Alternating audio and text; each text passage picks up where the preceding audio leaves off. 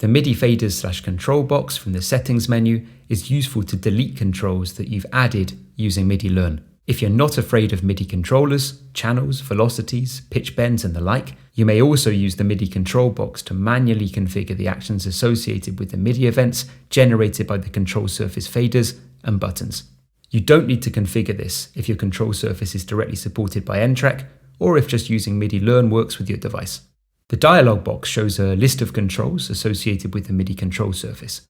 To change a control, click on its name in the list, change the desired options in the lower part of the window, and then click on an empty part of the list window to save the settings. If you don't know which events are generated by your control surface, you can select the control you want to edit, click on the Learn button, and then move the control on the control surface. N-Track will detect which event is sent by the control and update the MIDI event settings accordingly. Let's review the details of the MIDI control box. In the MIDI event section, we can choose the MIDI event with which to associate the desired action. If, for example, we are using a MIDI controller, also known as a control change event, we will need to select Controller. We can also choose the number of the MIDI controller and the channel number to which the MIDI event is sent. Finally, Range specifies the range of values that will be used to interpret the event.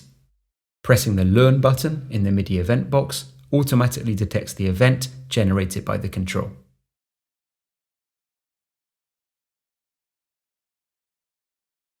In the Action section, we can select the action, i.e. the change in volume, pan, mute, solo, etc. that we want to associate with the MIDI event.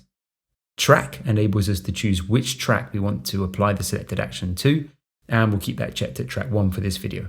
We can also see Receive/Send As. Check the Receive option if you want N-Track to respond to the MIDI events coming from the control surface. Check the Send option if you want N-Track to send MIDI events to move the control surface faders when the faders are moved within the program. For example, this is useful to turn on LEDs or to move the motorized faders.